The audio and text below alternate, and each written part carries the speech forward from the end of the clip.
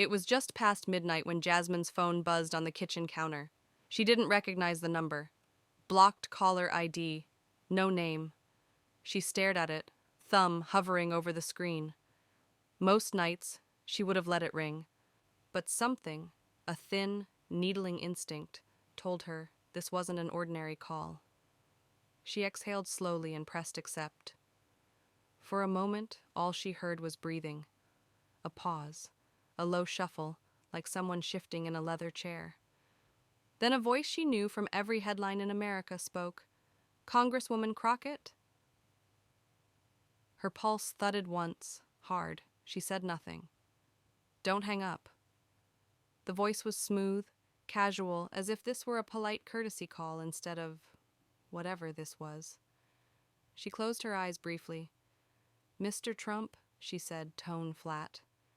A soft laugh crackled through the speaker. "I'm glad you picked up. You're not always easy to reach." Her jaw tightened. "I don't take calls from people who hide their numbers." "Consider this an exception." She glanced out the kitchen window, where the night seemed to lean against the glass. "Why are you calling me?" There was another pause. "Because there's an opportunity here for both of us." She didn't answer. "I'm going to say something," he continued, voice measured, "and I want you to listen before you start your usual moral routine." Her grip tightened around the phone. "I'm listening. I have a figure in mind." Her heart stuttered once. "A figure?" she repeated quietly. "A very specific number," Trump said, almost amused. "And I think, when you hear it, you'll realize this isn't about politics." She said nothing. "You don't have to respond now," he added, "but I want you to consider how much simpler life gets when you stop fighting battles you can't win." Her voice was so calm it almost sounded bored. "How much are you offering?" A small, satisfied sigh on the line. "Enough to make you think twice." Silence. She could feel her own breathing, too loud in the dark kitchen. "I'll text you the details," he said softly. "And Jasmine," she waited. "I know you. You'll pretend you don't care." A beat. "But you will." And the line went dead. She set the phone down, her reflection staring back at her in the black glass. She didn't know what was worse, the fact that he thought he could buy her, or the fact that part of her wanted to hear exactly how much he thought she was worth.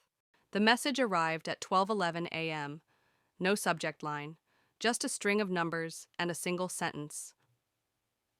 7.5.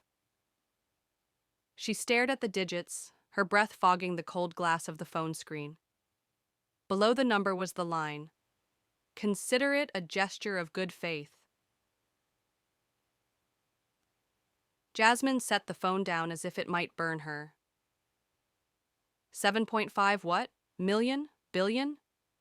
Percent of something she hadn't agreed to? She closed her eyes and leaned her forehead against the cabinet. A second message pinged. "You don't have to answer tonight, but don't pretend you aren't curious." She deleted the text without replying. For the next hour, she walked the kitchen floor barefoot, her pulse refusing to settle. The phone stayed on the counter, screen black. She told herself she wouldn't look again. But just before dawn, she found herself sitting at the table, staring at it. 7.5. The figure seemed to pulse in the darkness like a threat.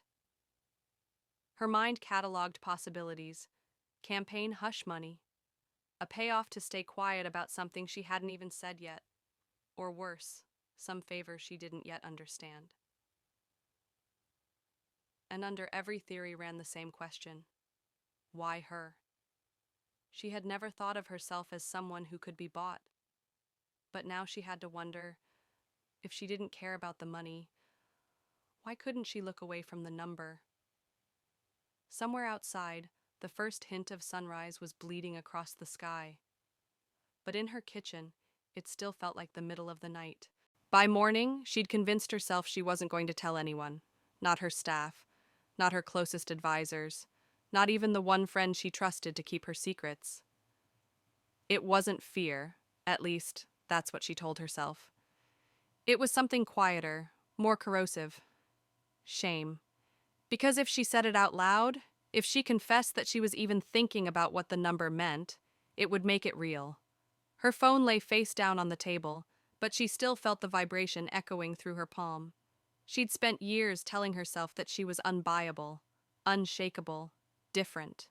And here she was, in the same kitchen where she once practiced her first campaign speech, wondering if she was no better than the people she'd condemned. A soft knock rattled the front door. Her chief of staff, Layla, was early, probably carrying a folder of morning headlines Jasmine hadn't asked to see. She closed her eyes, inhaled once, and let her voice find its practiced steadiness. "Come in." Layla's smile was tentative. "Long night?" Jasmine didn't answer. She gestured to the coffee pot instead. "You have an interview in an hour," Layla continued, placing a packet of papers on the counter. "And a call from the Ethics Committee's office. They want to confirm next week's appearance." The words blurred together. Interview, committee, appearance. Everything that looked like power, but sometimes felt like 1,000 tiny compromises. Jasmine nodded slowly. "I'll be ready." But as Layla turned away, Jasmine caught her reflection in the microwave glass. She looked exactly like the woman in all those interviews, calm, unbothered, unmovable. And in that moment, she hated how convincing the mask still was. Her phone buzzed again. 3 short pulses. She didn't need to look to know whose message it was. Outside, the sun was fully risen. But inside, she still felt trapped in the darkness of a question she couldn't bring herself to ask. How far would she go to keep saying no? By noon, she'd survived the interview. She'd read her statements, nodded at polite questions, and forced herself to smile for cameras she barely saw. But the moment she was back in the car, she felt the weight of her phone in her pocket. She closed her eyes, resting her head against the window as the city blurred past. Another buzz, one more text. She tried not to look. She looked. Message from unknown number. It doesn't have to be public. No one has to know. Her throat tightened. A second message followed immediately. "You've built your reputation on principle. That's admirable." Her pulse picked up. Then came the third line. "But sometimes principle is just an expensive habit." She swallowed hard. The car hit a pothole, jostling her back into her seat. "Is everything all right?" her driver asked. Jasmine pressed the phone to her chest like she could smother the words. "Fine," she lied. The screen glowed, waiting. She read the texts again. "No one has to know. Expensive habit." She realized in that moment that this wasn't just about the money. It was about her silence. About whether there was a price that could make her stay quiet. The number 7.5 burned in her mind like a brand. 7.5 million, 7.5%, 7.5 reasons she'd never sleep again. She didn't know. But she knew something else. If she told anyone what he'd said, she'd have to admit she'd read every word twice. She exhaled, forcing her voice to steady. "Cancel the rest of my schedule," she murmured to her assistant. "All of it?" "Yes." "What should I tell them?" Jasmine stared out the window, the city spinning past like a world she no longer recognized. "Tell them I have something urgent to consider." And in homes across America, if they could have seen her face, they'd have understood. This was never just a phone call. It was an invitation to become someone she swore she'd never be. The house was too quiet when she stepped inside. No ringing phone, no aides asking questions, no cameras waiting by the sidewalk, just her and the number she couldn't stop thinking about. 7.5. She set her bag on the hall table, the zipper half open, documents she didn't care about spilling onto the floor. In her kitchen, the clock ticked in metronome-precise beats. 1, 2, 3. Every second, the offer felt a little more real. She replayed his voice in her head. It doesn't have to be public. Her hand trembled as she poured a glass of water she didn't want. She could say no. She should say no. But a voice she hated whispered that maybe, just maybe, it wasn't as simple as principle. Because what if she did accept? What if she took the money, silently, discreetly, and used it for something good? How many scholarships would $7.5 million fund? How many community programs could it save? She pressed the heel of her palm into her eye, willing the thought away. Number. That was how it always started.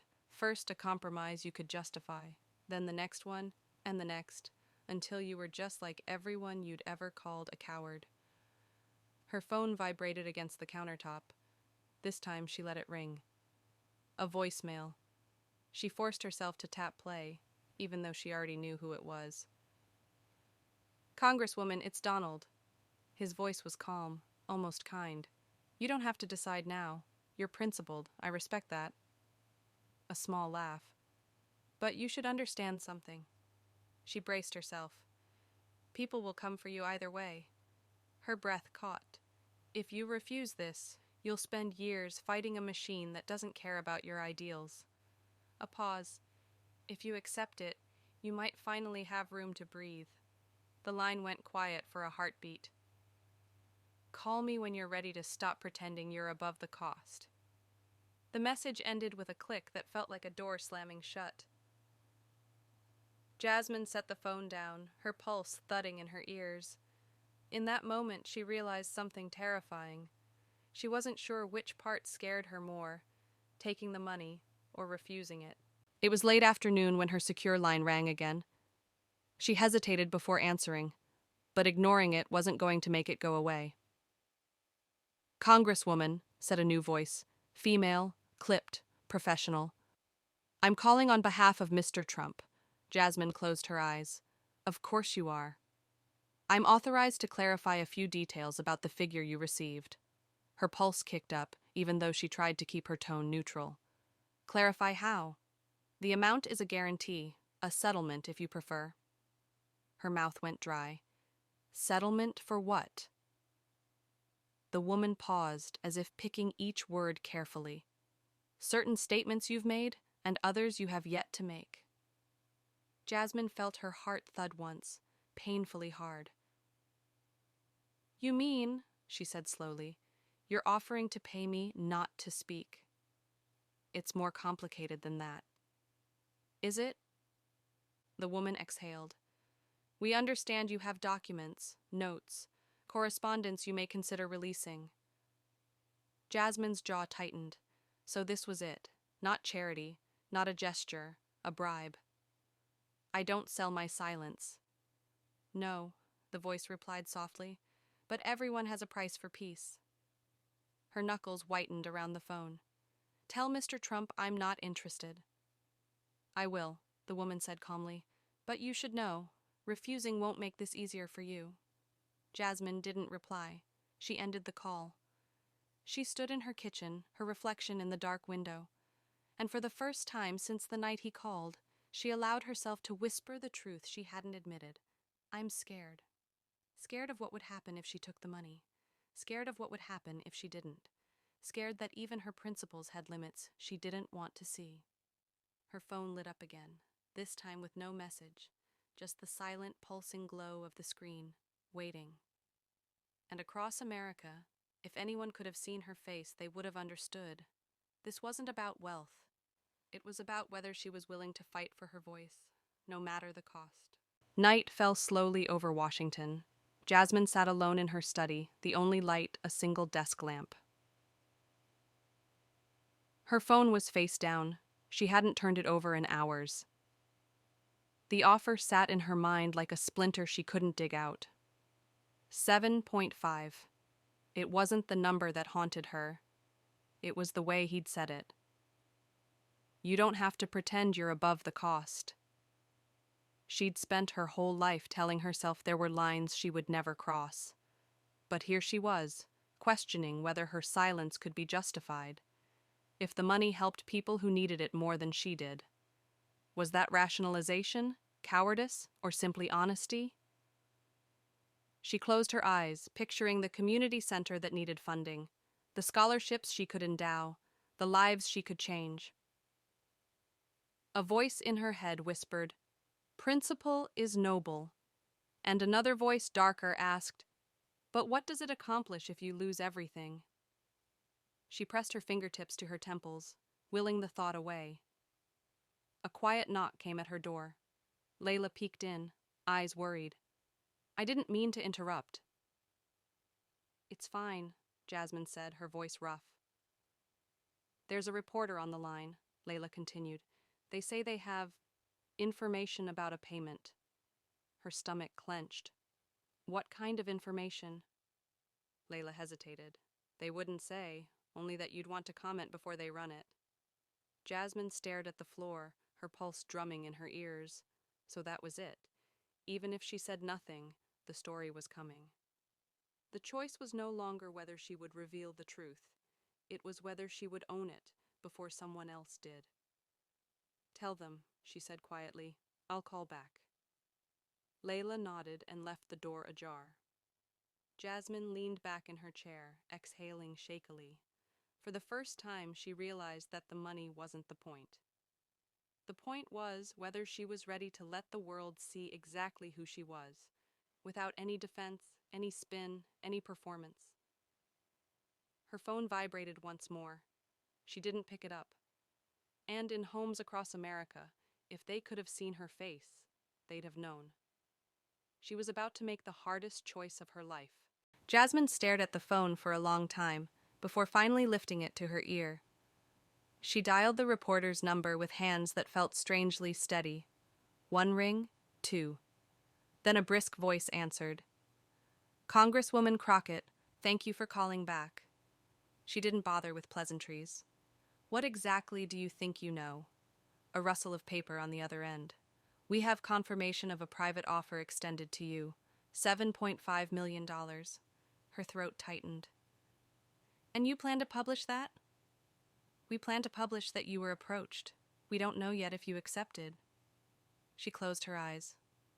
"And you want my comment?" "I think you'll want to provide one." Jasmine drew a slow, deliberate breath. Her voice was calm when she spoke. "The number is correct." A pause. "You're confirming the offer was real."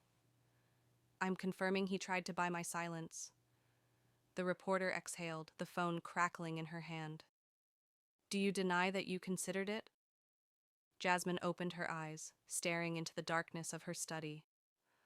"I won't pretend I didn't think about it." Silence. "Then what should we tell our readers?" the reporter asked quietly. "That you're still deciding?" Jasmine didn't answer at first, because in that moment she realized she'd already made up her mind. She just hadn't admitted it out loud.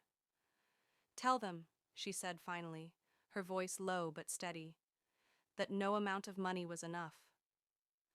The reporter was quiet. "You're certain?" "Yes." A long exhale on the other end. "Then that's what we'll print." Jasmine ended the call without another word. She set the phone down and closed her eyes. For the first time in days, the tightness in her chest began to ease. But even as relief trickled in, she knew this wasn't over, not by a long shot. Because by morning, the world would know everything, and she would have to stand in the middle of the storm she'd refused to avoid. By dawn, her phone was exploding. Hundreds of notifications, calls, texts, emails. Headlines flashing across every screen. Crockett says no to Trump's $7.5 million offer, the secret phone call. Exposed silence for sale? Not this time. She scrolled through them, without flinching. Each headline felt like a stone in her gut, but also, strangely, like something close to relief. Layla appeared in the doorway, eyes wide. "It's everywhere!" "I know. He's already issued a statement." Jasmine set the phone down carefully. Of course he has. Layla swallowed. He's denying everything. Naturally. Layla's voice dropped. He's saying you made it up, that you're desperate for attention. Jasmine let out a breath she hadn't realized she was holding. Let him. They're calling it a political stunt. Let them. Layla stepped closer. Jasmine, are you okay? She looked up, meeting her friend's worried gaze. I'm tired, she admitted softly. The words hung in the air, honest in a way she hadn't allowed herself to be in days. Layla hesitated. What do you want to do next? Jasmine thought about it, really thought. About all the ways she could fight, all the ways she could try to prove herself. But something inside her had finally settled. Nothing. Layla blinked. Nothing? Jasmine nodded. I told the truth. That's enough. Outside, reporters were already gathering. Cameras, microphones, shouting questions she hadn't yet heard. She knew what they wanted, a statement, a performance, an apology. She wouldn't give them any of it. Because the thing that scared her most wasn't the backlash. It was how good it felt to stop pretending she owed anyone an explanation. And across America, people were reading the same sentence over and over. She didn't take the money. But, in that quiet kitchen, Jasmine finally understood. Some truths cost more than any check could cover. By noon, the crowd was so thick outside her building that security had to clear a path. Cameras glinted like 1,000 watchful eyes. Reporters pressed forward, microphones stretched toward her face. Jasmine stood just inside the glass doors, watching the chaos. Layla touched her arm gently. You don't have to go out there. Jasmine shook her head. Yes, I do. For a moment, she let herself feel it. The fear, the exhaustion, the flicker of doubt. Then she stepped outside. A wall of voices rose to meet her. Congresswoman, is it true? Did he threaten you? What do you say to people who call this a stunt? She raised a hand and the noise fell back, just enough. She waited for complete silence, and then, in the hush that followed, she spoke. If telling the truth costs everything? Her voice was steady, carrying over the crowd. Then it was never worth keeping. Flashbulbs exploded, shouts erupted, questions tumbled over each other like falling glass. But she didn't stay to hear them. Jasmine turned, walked back inside, and let the doors close behind her. She didn't look back. Because in the end, no statement, no headline, no denial could erase what she'd just done. She'd proven there was nothing left to buy. I never thought I'd be the one standing here, explaining why I didn't take the money. But maybe that's the problem. Some people think integrity is a performance you put on when the cameras are rolling. The truth is, I didn't need an audience to know who I am. I didn't need applause to feel sure of my choice, and I didn't need a check to remember what I stand for. If that makes me stubborn, or naive, or difficult, so be it. Because I'd rather be all those things than forget that some offers cost more than anyone should ever pay.